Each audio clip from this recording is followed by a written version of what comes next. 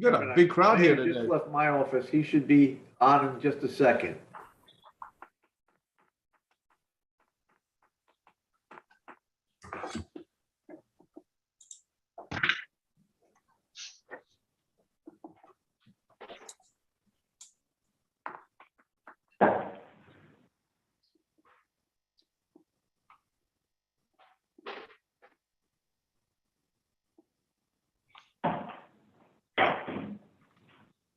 Hi, everybody. Good morning, good afternoon. Jeez, day's gone by fast.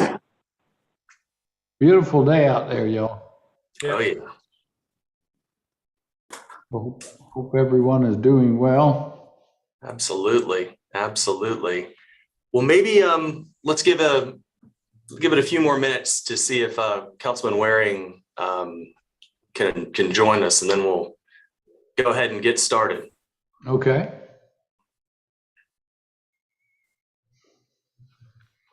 I see we have our friends from Charleston Water Service here and from the Charleston Parks Conservancy. Nice to have y'all with us and everyone else.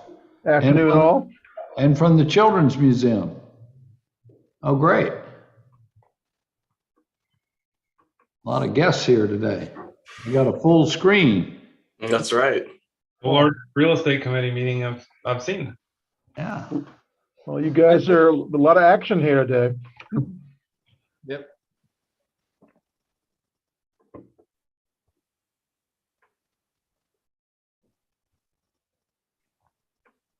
There's Councilman Here's Ware. Councilman Waring. All right. We are at full strength. Welcome, Councilman Waring. Thank you. All right, so I'll go ahead and call the March 22nd, 2022 Real Estate Committee meeting to order. Councilmember Greg, if you would be so kind to please lead us off with an invocation. Let's just do a quick moment of silence and deference to those in Ukraine, please.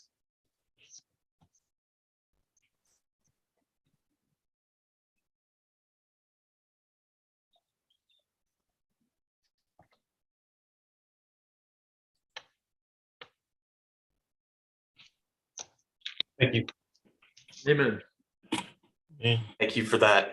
All right, first item on the agenda is approval of the March 7th, 2022 meeting minutes. Do I So hear a moved. motion? So Second. moved. Second. Motion and a second. Any discussion? Hearing none. Aye. All in favor, please say aye. Aye. Aye. All opposed? Hearing none. The ayes have it. First item on the agenda is a request to authorize the mayor to execute on behalf of the city of Charleston a memorandum of agreement regarding the Penn 3A water transmission main Move for approval, project. please. Move for approval. Got a motion on the floor. Do I hear a second? Second. Is there a second? I second it. All right. And Julia, are you going to cover this one, or what did we decide on this? Sure. Thank you, Chairman Appel, and good afternoon, everyone on the committee. I'll be real quick. I'm just going to do a brief introduction. So just to give you some background, Charleston Water Systems, they are in the process of designing a water transmission main line project. The proposed alignment runs along a railroad right-of-way corridor. And it starts from the intersection of Morrison Drive and Romney to just northwest of the Naval Air Base Road. We've got the entire engineering team on this call actually here to give you some details about the project itself. But the document that's before you today is a memorandum of agreement between the city and Charleston Water Systems, because this right-of-way that they want to work through would require an easement from the city of Charleston. And in order for the city of Charleston to provide this easement, we would need to clear some potential clouds on title, because apparently through some prior research, we discovered that the city conveyed some of the 60-foot right-of-way to the Norlena Construction Company in 1914 under the promise that they would construct certain things during that time. And it actually had a reverter back to the city if they did not satisfy the requirements. So we would need Oh, to they go had through- reverters back then too, huh? they did, believe it or not. So I think, so what Charleston Water would like to do through this memorandum of agreement is that we would work or collaborate together to file some actions in circuit court to clear any clouds on title so that they could move through and finish this project with a clear easement from the city. So that's what this MOA is detailing, how we would clear title And then we would grant them an easement to begin the process of laying the water main line. So I've got the I thought that was a engineers. misprint on Ms. Copeland on 1921. I thought you meant 2021, but Nope. So we've got the engineers here if you want to hear more about the project. I've also got the legal team here for Charleston Water Systems if you have any questions about the document itself. So it's at the pleasure of the committee. All right, does anybody have any questions for our staff or for Charleston Water Systems on this one? well, since they all showed up, they should say something. I mean, Well, why don't we do this, Mr. Chairman? If you'd be kind enough, would you let Mr. Russell Huggins, he's kind of heading this up for CWS. This is a main infrastructure piece that's coming in on the peninsula that some of you all may remember. We voted for Laurel Island, some months back, if not maybe a year or so ago. There's a major trunk line coming into the city that's going to help, water trunk line that's going to eventually help with future expansion development. But Mr. Huggins can lead us on that one if you will allow. Absolutely, Councilman Waring, that's a great idea. And Mr. Huggins, if you, the floor is yours.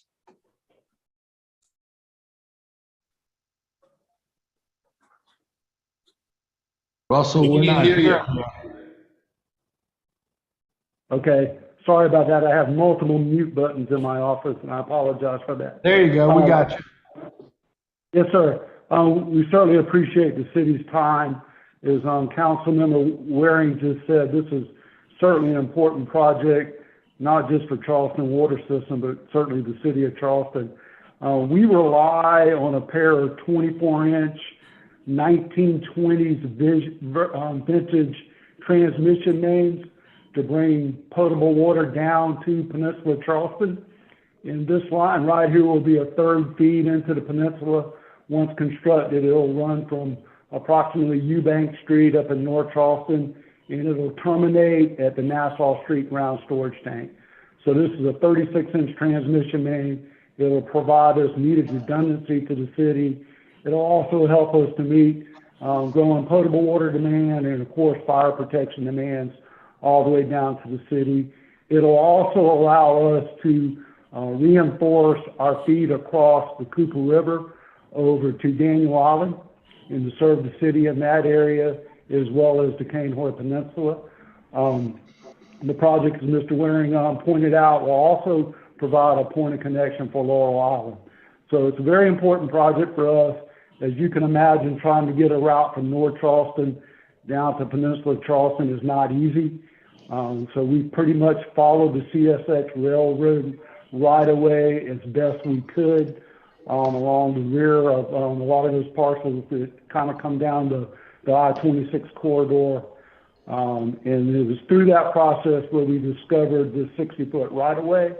And so part of that and our easements, we're asking for this clear title that will in turn allow the city to grant us this easement for this important project. All right, well, thank you, Mr. Huggins, for that explanation about the project. Is there anybody from CWS or from the city that would like to add some additional information on this agenda item? Mr. Mayor. I was just going to ask, Russell, how deep does this line run generally? Our typical water mains are 3 to 4 foot deep.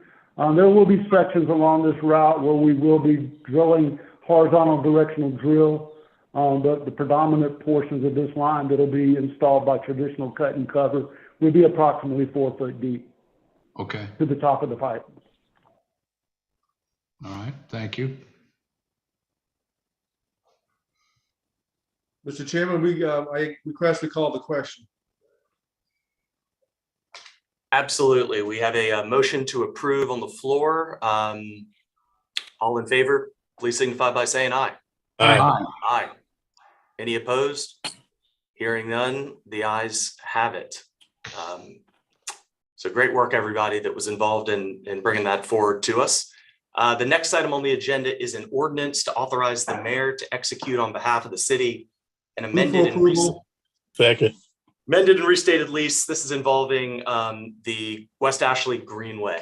And before turning this over to Ms. Copeland to explain it, I just want to say that, this is the product of really decades of close work and collaboration between the city of Charleston, Charleston Water Systems, the Parks Conservancy, citizens, neighborhood groups, et cetera. I don't need to tell the folks on the call how important the West Ashley Greenway is to our community, and certainly the bikeway as well. And the West Ashley Greenway's significance is going to be all the more magnified due to the fact that we've got the Ashley River pedestrian and bike bridge coming online in the future. So in short, this is a amended lease. CWS, for those watching at home, CWS owns the Greenway. The city leases the Greenway as a passive park. This lease will basically help govern our relationship moving forward to help facilitate certain improvements that are on the horizon for the Greenway. And I want to be clear for everybody who may be listening at home or following along, this lease does not authorize or approve of any specific projects. This is just the framework under which we can begin the next step of having those discussions about what we want to do and where. There have been several planning efforts over the years. There was a 2009 master plan. There was a 2019 master plan. We are not beholden to those plans. Those are plans that will have some value to them, but they are not, a set of rigid marching orders that we are going to follow. Before any projects are funded and approved, there will be extensive community outreach. And I just wanted to sort of tee that off in that respect. And maybe we'll give Ms. Copeland the floor now to kind of explain to us the lease. And then I wanted to also make sure we recognize Tom McGuire and Devin Andrews. For y'all who have not had the opportunity to meet Tom, Tom is the new president or executive director of the Charleston Parks Conservancy. And also wanted to thank Jason Kronsberg and everybody else on our staff, Mayor Tecklenburg, of course, Councilman Waring, for his collaboration and coordination with CWS, and of course CWS itself, who y'all run a first-class, world-class water and sewer utility. I know y'all don't wake up in the morning thinking about wayfaring signs and benches and community gardens and things of that nature. We get it. Y'all have your minds on much more important things, but we really appreciate on the city side you're working with us to help keep the Greenway an active and very, very dynamic community resource. And everything we do will be in close coordination with you, and we're not going to do anything that's going to adversely impact the chief mission of the Greenway, which is to obviously carry a certain substance out of communities over to Plum Island without getting into too much detail. So without further ado, I'll turn it over to Ms. Copeland to maybe give us a little bit more of an overview of what's going on with this lease. Goodness, Chairman Appel. I mean, you basically covered the bulk of it. But yeah, I mean, this has been a great collaboration between Tom and Jason, especially working out the details of this new lease, at least the two that I worked with closely. But I will just say, from the legal perspective, we have increased the term or extended the term till December 31st, 2040. It's still going to be $1 a year throughout the term. And in this new lease, which will actually be considered by Charleston Water Systems on March 29th during their board meeting, we did insert some new provisions in here that would allow for the successful operation of community gardens along the Greenway with the consent of CWS. So we feel like that's a new and an interesting win to insert into this lease. And Tom and Jason, if you have anything you'd like to add as far as additions, please chime in here. The only thing I would add is, I think, Julia, you're right, Ross covered it all. I think the important thing that I just wanted to say on behalf of the Conservancy to all the folks, and again, thank you for all the work that everyone's done on this, is we at the Conservancy are absolutely committed to following through on that master plan that was put together 3 or 4 years ago. I can't remember who it was. It might have been Ross. Told me several months ago when I first arrived that he's tired of seeing us adopt plans and then not do anything about them. So to the extent that we at the Conservancy are able to do that, we want to move forward with the master plan for the Greenway. And this lease amendment is a critical part of making that happen. But if you folks do your part here and get the lease amended, I will promise you that we'll do our part as much as we can to make the good things happen after the lease amendment comes into place. So, and actually, I also just want to say thank you to Mayor Tecklenburg, because he's been pushing us on this. I know you have lots of things on your plate, Mayor, but thank you for being a good nudge on this one. Yes, sir. All right. I see Councilman Waring with his hand up. You are recognized. And thank you, Mr. Chairman. I just wanted to, we got an experienced team on this. Some of the names you called out on that, I really appreciate everybody pushing in the right direction on this one. For CPW, and you're going to say this guy's talking outside his head, but this main trunk line underneath the bikeway is kind of like for West Ashley, the Ravenel Bridge is going from Mount Pleasant to the city of Charleston as far as sewer delivery to the Plum Island plant. It is a major trunk line getting into service and sewage from West Ashley, and there may even be a piece coming from Johns Island that hits the pipes, get underneath there, and then rolls all the way down to Plum Island. And to work with that infrastructure, with the importance of that infrastructure for the beautification for people to use for exercise and increasing quality of life is just outstanding. It kind of reminds me of when the Ravenel Bridge was being built. Mayor Riley said, let's put a pedestrian lane on there, 10-foot pedestrian path, and everybody thought he was crazy. Well, I would dare say the traffic, and Councilmember Pell can speak to this, the pedestrian traffic on the Greenway probably equates the pedestrian traffic on the Ravenel Bridge. There's that many people using the Greenway. CPW and City of Charleston with the mayor help and all, when the senior citizen apartments were built on the Colberg Dairy property, there were some things to be worked through. There's some beautification there now, a fountain for people and dogs, benches. All that just didn't happen without everybody pushing in the same direction. So this is a continuation of that. Jason was very involved with that. I remember that part. So Tom, welcome to the team. Look forward for your input. But I mean, this is just such a win-win. That trunk line continuing to be worked upon and expanded for wastewater services. But the quality of life that can be extended from that Greenway all the way to the park at Johns Island. I got to know the name of that park. I don't know the name of the park at Johns Island. Mr. Mayor, right down there by Limehouse Bridge, the county just opened. River Park. What is it? Stono River. Stono River Park. Eventually, this Greenway will allow people to stay off Savannah Highway and ride a bike or walk or whatever they want to do to get to one of the prettiest parks recently opened in the county. So thanks a lot for everybody's effort on this one, and particularly yours, Mr. Chairman. Well, thank you, Mr. Waring, and certainly your relationship with CWS and the joint coordination and collaboration we've had on not just this, but the agenda item we just approved and countless other matters over the years speaks volumes. And the collaboration and partnership between the city and the utility are very important. And this is just another example of that in action. So Councilman Shade, I saw you had your hand up. Yes, sir. Thank you, Mr. Chairman. Yes, sir. You left off the West Ashley Revitalization Commission's involvement with this park, and I just wanted to make sure that with Tom's predecessor, I attended several meetings on this master plan that we went over that you just described. And in Plan West Ashley, if you look through the contents of that study, we've got specific details on areas we want to, and Tom's shaking his hand, he knows exactly what I'm talking about.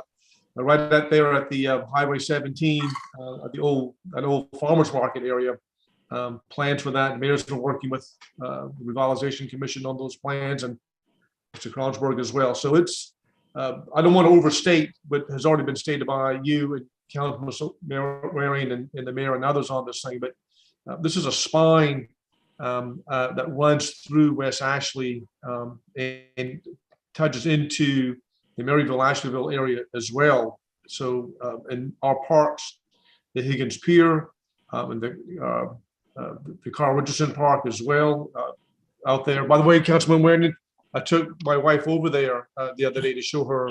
She said, "This is a great wedding venue." It is. It is. It really is.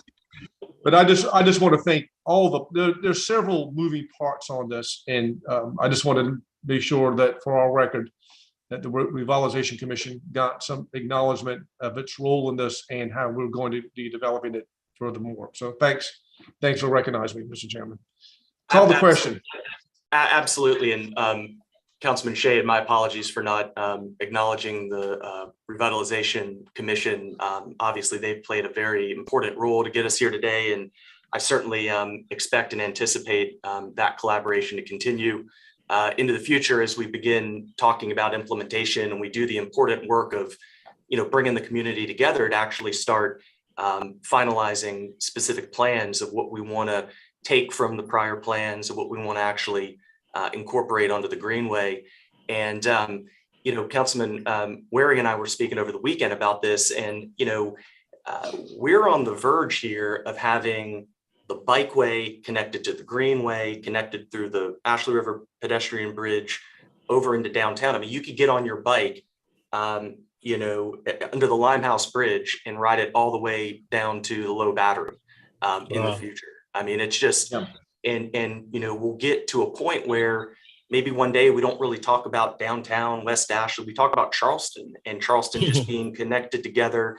The neighborhoods over in my district that cut through the Greenway, linking them together to the communities across 17, the bikeway, you really start talking about stitching the city, together. And it's a really exciting community building operation. Some other stakeholders that have been involved in this, Charleston Moves has been very active with respect to the Greenway, et cetera. There's a lot of people that have been involved in this process. And I've always just seen my role in this as just helping to move us forward with the vision and the plans that have been working through the process over the decades to actually start getting things done. And today brings us one more step closer to that. So again, thanks to everybody involved, especially CWS for working with us and, not getting tired of me bugging everybody about moving this thing forward. Really appreciate it, guys.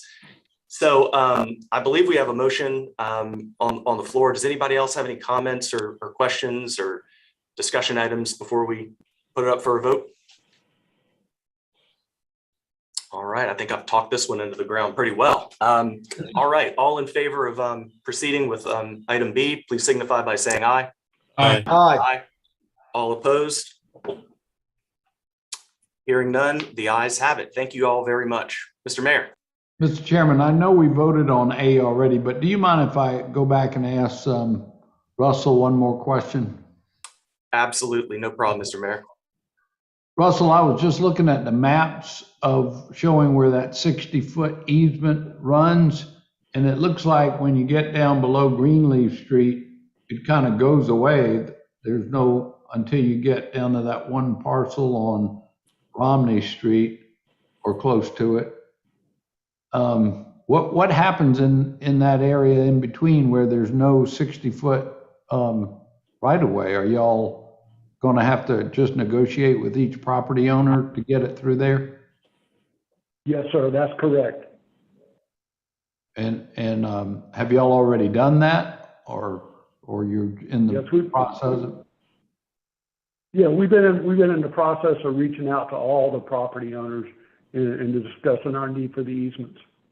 Okay, great. Well, I figured so, but I just, yes, sir. Since it was kind of odd though how they were going to build a rail line and they didn't have the 60-foot easement the whole way through. I was just curious how y'all were dealing with that. Yes, sir. All right, thank you.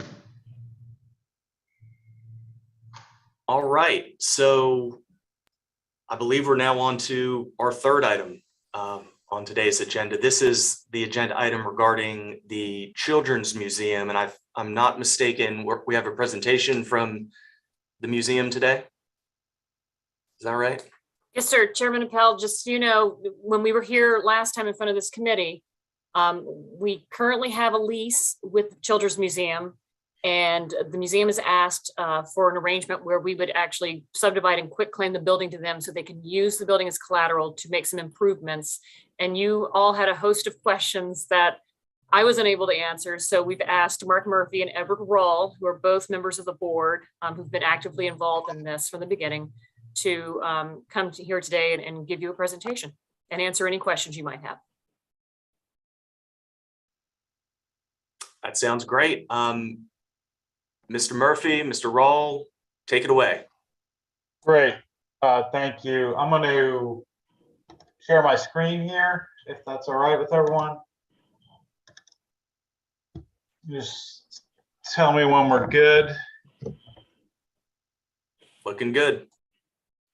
So what you see on the screen, and we'll come back to this in a couple minutes, but this is the vision for the upgrade to the existing building that is centered around this conversation and our proposal here. I'm joined by Edward. He's going to talk in a minute, but I want to go quickly through a couple slides here, but really leave time for the committee to ask us questions, and hoping we can address everything that came up last time in today's session. So, I think one of the questions was really kind of an introduction to the museum and who we serve, and I think it's important to note that this is a wide-reaching organization, and we are very fortunate to have a great location in the center of downtown and a really vibrant and growing part of the town. But the reach is significant, and although we're centered downtown, really serve a significant amount of the entire community.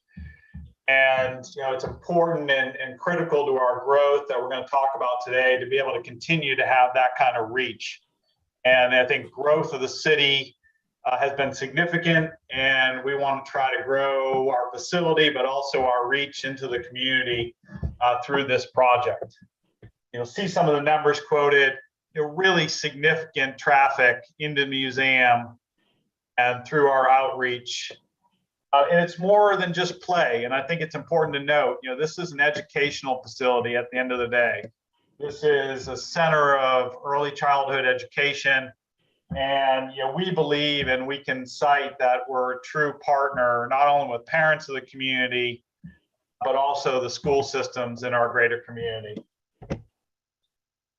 And we extend far beyond the walls of our facility. We do have a significant outreach that takes content from the museum and brings it directly into the community, and a significant and probably under-publicized partnership with CCSD to bring this pop-up shop, which is really an extension of the museum, directly into our school systems. And the capacity for our service is really significant into the community. To the extent that these activities are fully booked into our school systems. So, the reach is through our facility, but our facility allows for a platform to get into the school systems and the larger community. So this is the result, a snapshot of a economic impact study. I believe it was previously provided to council and to the mayor's office, just citing the economic impact this facility has. And, not unlike other museums and attractions downtown, this is a day trip for most families. So they come in, they park, they go to the museum, they have lunch, they have, spend other days in the community. So in addition to that, we service vendors, suppliers, and this study resulted in showing a significant economic impact of having the Children's Museum with the level of traffic that comes down to go to the museum, a fairly significant impact to downtown Charleston. So I'm gonna hand this off quickly to my colleague Edward. We can't do this without growing facility. And the proposal here is all about helping us get this significant building project done. That then allows this to be a more attractive institution for the city, allows us to serve more people, and I think allows us to be a better partner in that particular area of the city that has a lot of revitalization going on, and we want to be part of that. And we think this project is kind of central to contributing to that. So I'm going to hand this off to Edward. We got a couple more things for you, and then we'll be available for questions. Thank you. Edward? Yeah, thanks, Mark. If we are able to take ownership of the building, a critical piece of this is we'll be in a position to secure traditional financing that can be used along with funds that we've already raised to put shovel in ground, allowing us to move our entrance to Ann Street and expand our square footage significantly. That will provide outside space for additional exhibits, serving even more children than we have today. The building project has bar approval. We've engaged with banks in anticipation of this discussion, and we have a great partner in Hood Construction. We'll be in a position to get started fairly quickly if we can get the support of this group. The museum's excited about this possibility. We want to be downtown, bringing families and children to downtown from James Island and West Ashley and other places in the Tri-County area is important. And our downtown location has that positive impact, as Mark was saying, on the downtown economy, benefiting our neighboring businesses and also generating valuable tax dollars. Because this is where we want to be long-term, we're more than happy to agree to a reverter language, alleviating any concern that the museum would want to sell the building for profit and set up shop elsewhere. That is not in the plans. We want to be here. We're agreeable to language, working with Julia and her team so that we can make this happen and everybody's excited about it and ensuring that we're all in it for the long term. So that is kind of where we are and why we're before you today, and we'll pause there to answer any questions you may have for us.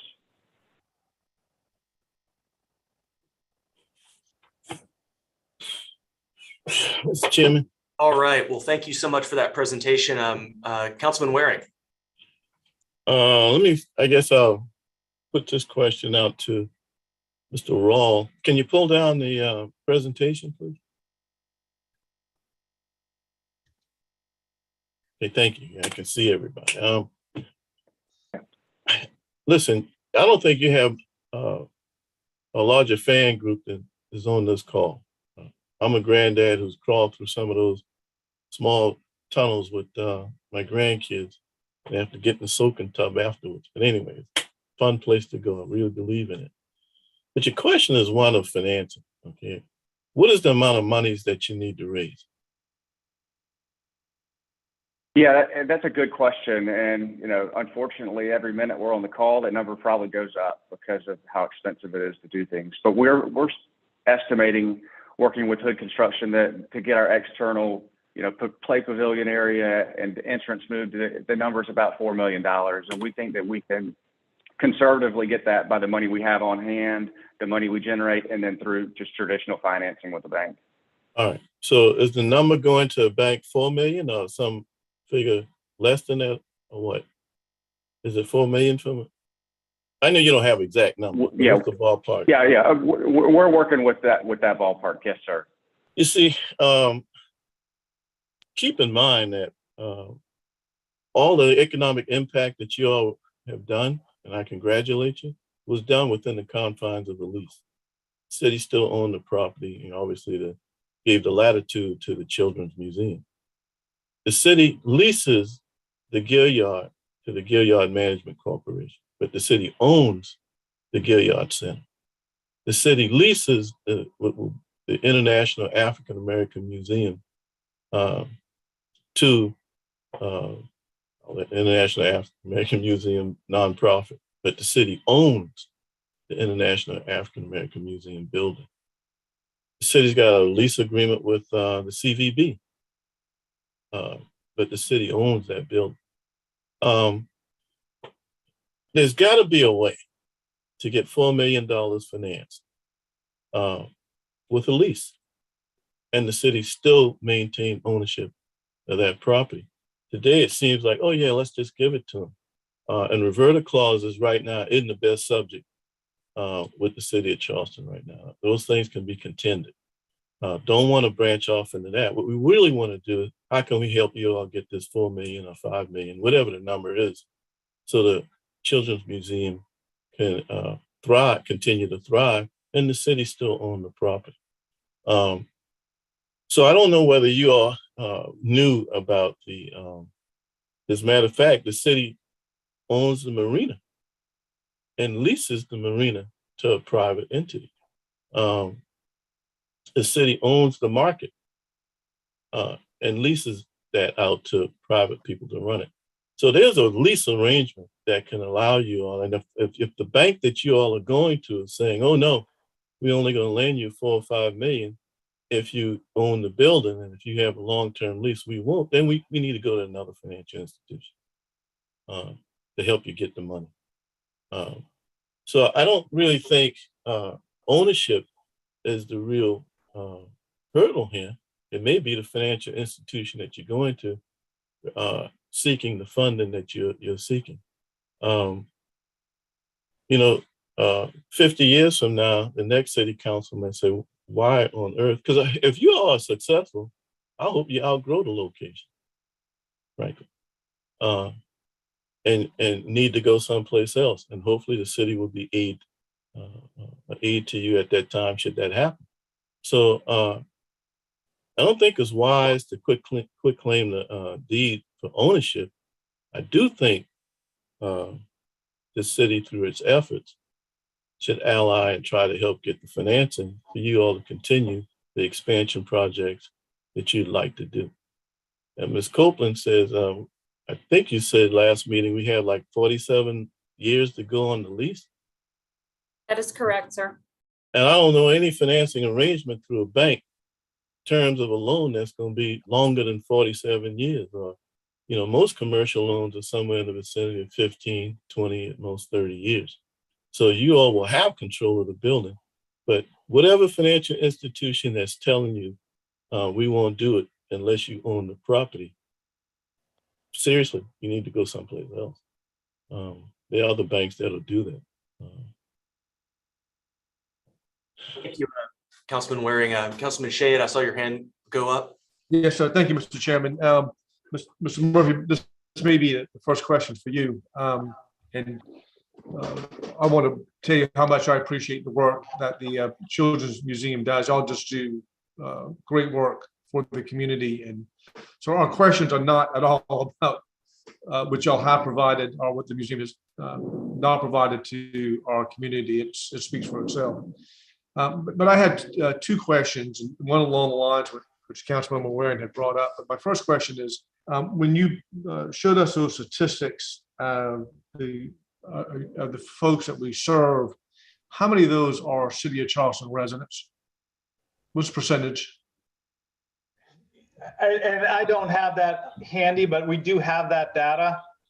It's the population of people that's shown on that is clearly serving the larger community, as I said, and the larger community include residents and non-residents, absolutely. I can get that breakdown of numbers. Yeah, that was a specific question I had. Yeah, go ahead. I'm sorry. Yes, sir. Yes, sir. I was just going to address that. When we track attendance by zip code, and when we look at our highest users, the highest zip codes are from West Ashley, James Island, downtown, north of Calhoun, and Mount Pleasant, are where the critical majority of our children and families come from and reside. Do you have those numbers? I don't, but I could get them to you. I mean, I don't have them to email right now, but that's something we have. Okay, I'd like to see. I mean, that's really important. You pointed out that the large number from West Ashley and James Island and downtown. I'd like to see how that shakes out. That was one of my first questions when this was first brought up at our last session. And then my second question is along the lines of what Councilman Waring has pointed out. have you gone to these financial institutions and have they told you specifically that, we can loan you $4 million, but it's going to be at X rate if you own the property, but it'll be X plus rate if you lease the property? Have you gotten those kind of comparisons from financial institutions at all? We have had specific conversations with a number of banks, and it becomes down to, having enough collateral to borrow against, and a long-term lease doesn't provide any collateral. So you've got to have that type of mechanism, that type of asset in place in order to get the funding that's needed to actually do the project. Yes, sir. So these banks have been very specific with you and said, we will not loan you the money if you lease in, as opposed to owning the property? That's right. And we have several bankers on our board who, we've had a ton of conversations with, and this is the only viable path that we've been able to identify. Okay. Councilman Waring. No, Oh, I'm if, sorry. if Councilman Shea is Shea, not finished, let him finish. I'm sorry, Councilman Shade. I didn't know. I thought you were done. Please continue. But those were my two specific concerns, was whether or not you've been just specifically turned down by a number of financial institutions have said, we will not loan you the money unless you own the property, even with the reverter clause, knowing that there's going to be a reverter clause. That's, you shaking your head. I guess that's a yes. Sorry. Yeah. Same response. I mean, we've had those specific conversations with bankers that are associated with the museum and different institutions in town. Okay. I'll yield to Mr. Councilman Waring, Mr. Chairman. Thank you. All right, Councilman Waring. Mr. Rawl, have they given you that in writing? And I'll tell you why. In the commitment letter, did they put that in writing that if you didn't own the property, that's part of the contingency of getting a loan? Let me tell you why. Because loans are repaid out of cash flow. This lease has no expense. So you are not paying the city, the museum isn't paying the city out of its cash flow rent. So your cash flow isn't improved whether you own it or not. You say, well, if you own it, you don't have to pay the city rent. So you'd have more money to repay the loan to the bank.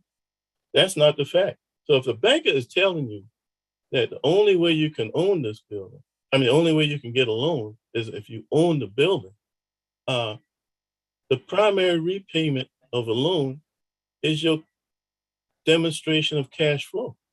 Cash coming in, paying your expenses, and have a coverage ratio to repay the bank of basically 1.2% or more of your cash flow. So again, I'd like to know the banks that you don't have to tell me that now, but maybe we can carry it to another bank or recommend another bank. And one of the things that Councilmember Shayed has said, it'd be interesting to see how many kids, and this is not to bring anything negative to the museum.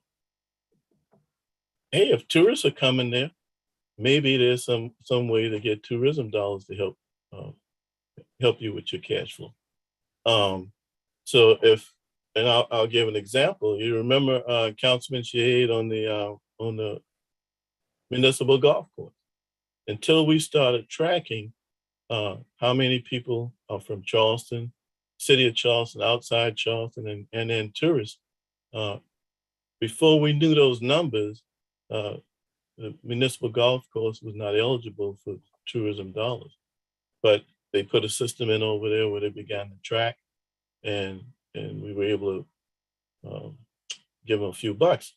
I think it would may be something similar. And I think the point that Councilman Shade is asking for, if you all can come up with the demographics on there may be another way to approach this. There's a way to get you all monies without you all taking ownership of that building. I think that's the common ground to do that. So if you got a number of bankers on your board, go back and push back on the cash flow question, because that's how you're going to repay the loan, out of the revenues that you take in. And obviously you have expenses and operational costs, and whatever that net is, you're going to pay, you're going to repay the loan basically out of your operating costs. And so I just don't understand, how can they do the cash flow on a loan? In other words, your repayment, you pay no lease, but then they're gonna deny the loan because you don't own the building. That doesn't, you control the building for almost, right now, for 47, almost half a century. And I promise you that loan isn't gonna be termed out over half a century. You're gonna have to pay them back a lot sooner than that. The cash flow is king. The cash flow of the museum, simply money coming in and money's going out, and the ability to repay. That's the main question. And if you need help with that, then we need to drill down on how we can help you with that. But city property being given to obtain a loan that you control a property on for almost half a century, as an old lost in space, that does not compute. That's why we Yes, got sir. competition. If those guys don't do it, somebody else will. Well, we can service the loan from a cash flow standpoint. We just can't get the loan to start with because we don't have a long-term lease is not an asset on a balance sheet, which goes into whether the bank wants to do business with you in the first place. So that's why there's a difference between a long-term lease versus a deed in hand, because then it shows up as an asset on the balance sheet, which then allows us to qualify for the loan in the first instance. How many banks have y'all gone to? Mark, do you know off the top of your head? I think it's 3 or 4 so far at least. Maybe outside this call, you can let us know what banks. And then, Mr. Mayor, I don't mind calling a few banks to see whether they'd be interested in this loan. If you can break down the numbers of how much how many tourists are coming in. I don't know whether it's 99% residents and 1% tourists. Whatever those numbers are, I think, could be helpful, because the truthful part about it, the numbers that you all are talking about aren't insurmountable. $4 million, that's not insurmountable. $40 million is pretty tough right now. Anyway. Yeah. From my perspective, it would seem that perhaps some of the banks that the museum have spoken to, you would think the reason you want to have a fee simple interest as a mortgagor is because in the event you default, they can come and take the property, right? Which is one of the concerns that I have about this, frankly. The Children's Museum is a wonderful institution. As someone who just found themselves in the possession of a child, I look forward to taking her to the museum at some point down the road. But God forbid, who knows what happens in the future if one thing led to another and there was a default. The bank's going to want to take that property. I am not going to hold myself out as a commercial lending expert, but I certainly think there is precedent for banks taking a mortgage interest in a leasehold interest. We learn in law school that a leasehold interest is a it's not full property ownership, but you've got a bundle of sticks there that give you some ownership. And I don't see any reason why a bank couldn't foreclose on a leasehold interest and essentially take over the lease in the event of a default. And if you're talking about a commercial leasehold interest in that location for the sort of duration that Councilman Waring was talking about, that's got real value to it. That is absolutely an asset of some kind there. I don't think it's an asset like fee simple ownership is, but it would seem to me that a financial institution could structure something that would enable y'all to receive the loan that you need while taking a leasehold interest, which has been talked about today on the call, preserves the city's ownership of this very valuable piece of property generations into the future, and also prevents a negative scenario, a default down the road where the bank gets actual ownership of the property, and then who knows what happens to it. But just some initial thoughts there. Does anyone else on the committee have any thoughts or comments? Mayor, did I see your hand go up at one point? I see. Yeah, I saw Councilmember Gregg's hand up first, and if he would like to say something, then I'll come afterwards. Sorry Well, about that. no, I think Councilmember Appel answered the question. I guess my question would be to Ms. Copeland. What would be the difference? I mean, if we're talking about worst case scenarios here, so hopefully we can all acknowledge that in the event that the Children's Museum defaults on the loan, this is why we're having these discussions, that the bank would then foreclose on the property. Does a reverter clause in that instance? I mean, the lien holder has the first right to that property, not the city in a reverter clause, correct? That is correct, sir. We would take the building with the mortgage attached to it in that situation. Okay. I think, go ahead. So we would have first right there. Correct. Okay. And then I guess my second comment for our committee here is, I'd much prefer this quitclaim deed than obligating the city to go raise funds for the Children's Museum. It's not something that, in my opinion, we should be doing as a city.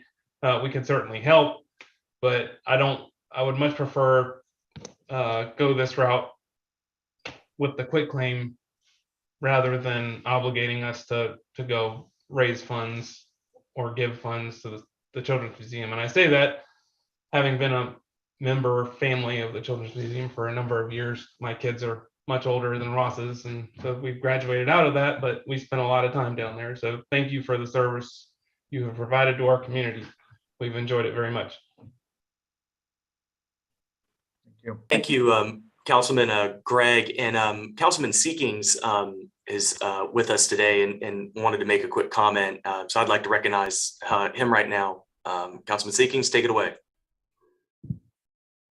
Thank you, Mr. Chairman. Mr. Mayor, I don't want to step on in your space. If you want to go before me, that's fine. No, that's good. Right. Well, thank you, Mr. Chairman and members of the committee. I'll be brief. It seems to me, just from the business side of this, we have both Mr. Murphy and Mr. Rawl who sit on that board have come to us with a proposition that will enable them to improve an asset that's not just a real estate asset of the city, but it's truly an asset of the city that attracts people from, now we know, not just zip codes close by, but probably zip codes from all over the place. Well, one of the things that strikes me in this conversation is rather than a committee or city council sort of trying to get in behind the needs of this board, we ought to have a seat on the board.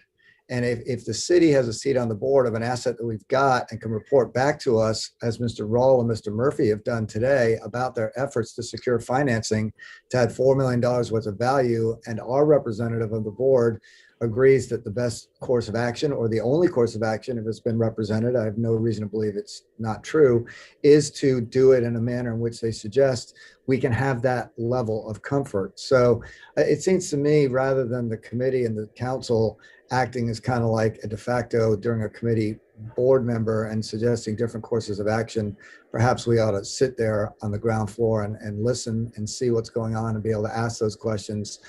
Then this committee, as a policymaker forwarding on to city council, can then decide what's the best way to help the museum. Because in the conversation that I've listened to today, it seems to me unanimous that this committee, and I think council, will want to do anything it can to help the Children's Museum grow and expand in a way that's truly a benefit to all of us, with some concern about letting an asset go. But there's certainly protections if in fact there are no financing vehicles available for the sums that we're looking at. So my suggestion, and I don't know, Mark and Edward, if this is something you all as a board are open to, but I think we probably ought to have a seat on your board so that person or persons can report back to the mayor and his council about the best, from at least their perspective, manner in which to proceed going forward. And we should do it in some short order, because I know that every day gets a little more expensive for you. And then in the end, ultimately for the city as well. So thank you for letting me speak, Mr. Chairman. That's my 2 cents worth on this. Sounds good. We appreciate it. Mr. Mayor and Councilman Shea, did y'all have your hands up for a follow-up? Councilman Shea, why don't you go ahead? No, the mayor hasn't gone yet, so. Oh, I'm sorry, Councilman Mayor. Sorry. Yeah, Sure. Councilman Mayor, that makes a lot of sense. Thank Go ahead, Mr. Mayor. Thank you, Mr. Chairman. I just wanted to add a little perspective. I guess at the end of the day aligns with the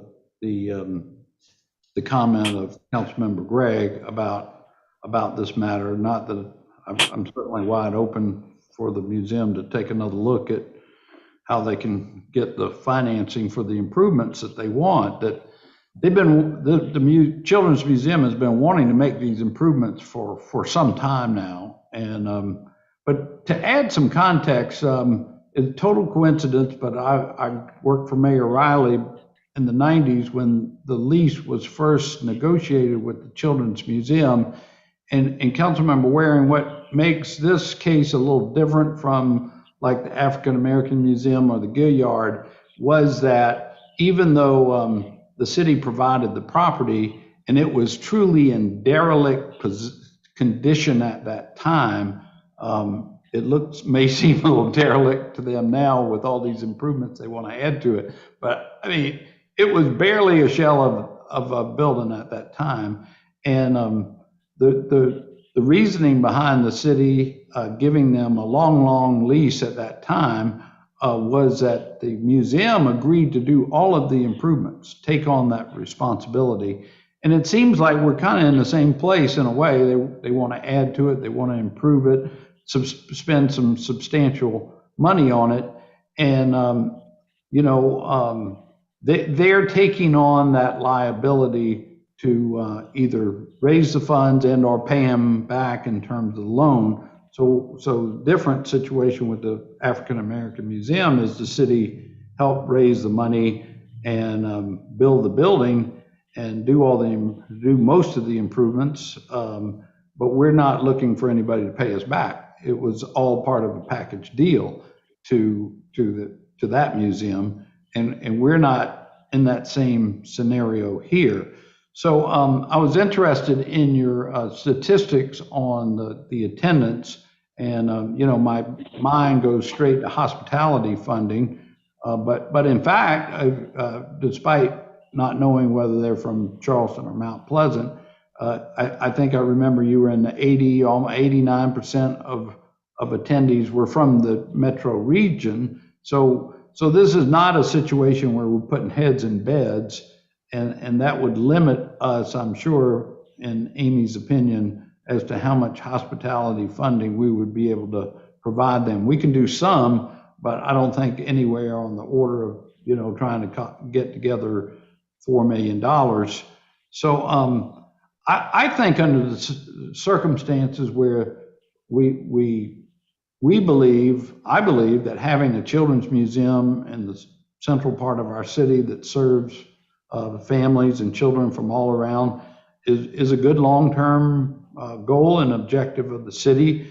And if this is a way that we can accomplish that, as long as we have a firm reverter that the property would come back to us in the event that it's no longer a children's museum, I think it's a reasonable way of getting it done and puts the burden, really, the liability on the board of the museum, which I'm thankful to Edward and Mark that y'all are willing to do that.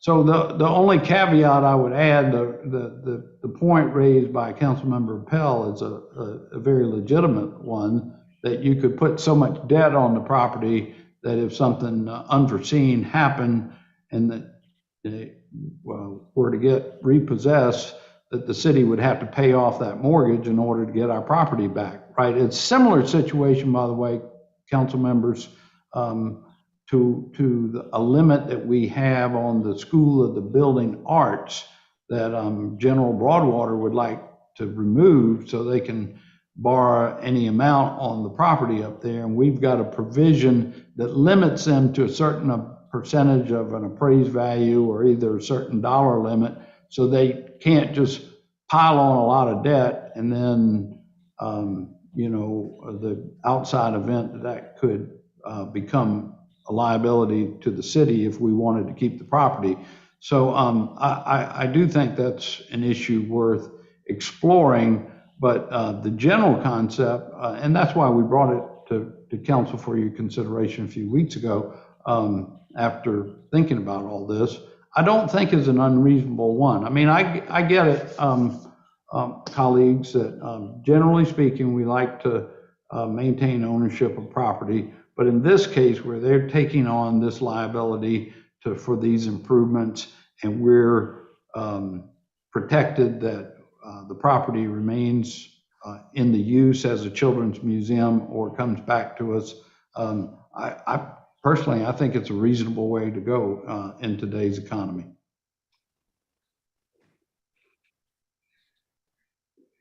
All right, thank you, Mr. Mayor. And Councilman Shade, I saw your hand go up, and then we'll go to Councilman Waring. Thank you, Mr. Chairman. So I don't want Mr. Murphy or Mr. Rawl to walk away, or anybody else who's on this call walking away thinking that we're not here to support the Children's Museum.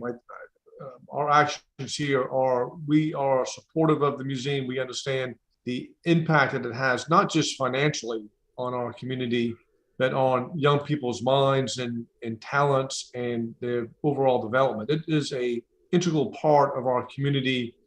And y'all have done wonders over the years, contributing to the overall well-being of our community. Unfortunately, the word reverter in a deed has sends shockwaves through our spine. You just saw, if you were on the call earlier, that we had to address something that happened back in 1921 on a reverter because for whatever reason, the use was not done and in the intent that it was supposed to be done. And we're in the middle of a lawsuit with the Charleston School of Law right now on a specific issue with the reverter clause. So it's a lot of us have a little bit of double clutch caution on a reverter clause. And y'all just need to hear that from us and understand what some of our concerns are with a reverter clause. And that's just the reality of it. We want to be here as partners with y'all. I like what Councilman was seeking and suggested about a member of City Council being on y'all's board. And I would nominate Councilmember Appel and Councilmember Bowden because they got young kids. So they would be the perfect people to put on that. But I really do want, and I hate to be such a stickler for this, I really do want those numbers. That was my specific question when we deferred this the first time. I wanted to know what those numbers are as to who we're serving. So I'm going to ask that we defer this one more time. And please, I'm not trying to do anything to hurt the museum. We're here to help, but I really want to know specifics as to who we're serving with this museum. That's just important to me to have that breakdown. If we can get that, and you seem to have it apparently. I like what you showed us on the other slides, but Mr. Chairman, I'm gonna make a motion to defer until we get those specific information in hand. All right, thank you, Councilman Shea. We have a motion on the floor to defer. I'm gonna second the motion out. All right, Councilmember Waring is seconded. Any discussion, Councilman Waring? I do in discussion the motion. Listen, gentlemen, there's a way to get this done. And I think, and Mr. Mayor, I hear you on the piece where it was a haunted house. I'm born in Redhand, so I remember those days as well. But even then, the vision for the city was for a much better city. And with part of your help and Mayor Riley and a whole host of thousands of other people, that area is no longer a scary part of town to go to because the peninsula was revitalized. If there was a time to give it to them, that was the time to give it to them. Okay. Whatever the bank lends on this building, it's going to be far less than whatever that building is worth. And if Councilman Shayade is right about the reverter clause, but even if we had a reverter clause and they defaulted on the mortgage, we're going to step in and basically make good of the mortgage because we don't want to lose the building for pennies on the dollar. So that route gives the city responsibility indirectly, whether we wanted to. Okay. So there are a number of reasons the reverter piece hadn't worked. There are a number of things out here, options out here financially, I just think hadn't been explored yet. Unfortunately, in between the last meeting and this meeting, I don't think those other avenues were explored. The Gibbs Art Museum, which Councilman Seekings is probably knows more about than certainly any, more than I know. I know that. Mr. Mayor, I think that's a 50-50 partnership between the city and the board over there. Is that the oldest art museum in the country? Certainly one of the oldest art museums in the country. And the city didn't give away its ownership rights in that. There's a way to get this done. We haven't been involved to that degree, and Councilman Seekins is right. Maybe somebody should be on your board, but I know what, somebody needs to take a look at your cash flow from the city side, and then let's see what other options can be done to help you all in short order. See how this $4 million could be raised. Okay. And I understand that the number could go up. Anytime you're working on an old building, you open up a wall and you get change orders that sometimes make your eyes go sideways. So I understand. But Mr. Mayor, I know you're right. It may not be a whole lot of tourists coming there, but heck, if it's 10%, that's a help. So I don't think these gentlemen even know about that part. So how do we get a chance doing this deferral to see of the financial options that are out there, how we can be a benefit to this board trying to go about getting the monies out? I mean, is that something they can give to Amy, or is that top secret information that the city's not purview to? At the end of the day, we want to try to help you get the money so that you all can move forward to do what you all do best as volunteers over there. So, I mean, doing this deferral, what's the additional information that we will get to see if we can help out with this funding need? We're an open book as far as that. I mean, I will welcome going through those turns with anyone that can be assigned to us. Absolutely. All right. So is that something that can be emailed out to at least maybe the members of this committee, real estate committee? This public information, I'm asking. I don't know. Yeah, let me take it offline with Julia and ask exactly what is needed, and we'll package that up on what we can send. That'd be great. And if you could send a copy to Ms. Wharton, that would be helpful also. Great. Thank you. Thank you.